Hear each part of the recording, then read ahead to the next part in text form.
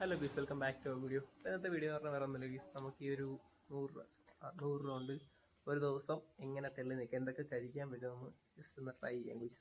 അപ്പം നേരെ വീഡിയോയിലേക്ക് പോവാം ഗീസ്. രാവിലെ ഒരു ചായക്കടയിൽ നിന്നൊക്കെ തുടങ്ങി. ഞാൻ ദോശ അങ്ങനെ എന്തെങ്കിലും കഴിക്കണമെന്ന് പറഞ്ഞ് വന്നതാണ്. അപ്പോഴാണ് ഉള്ളിവട ഇരിക്കുന്നുണ്ട്. കുറേ നാളായി ഗീസ് ഞാൻ ഈ സാധനം തിന്നിട്ട്. ഉള്ളിവടയും ഇറച്ചി ചേർക്കും, കിടിലൻ കോമ്പിനേഷനാണ് ഗീസ്. അവിടുന്ന് നേരെ എൻ്റെ വണ്ടി ചെറുതായിട്ടൊന്ന് കോട്ടം പിടിക്കണമായിരുന്നു.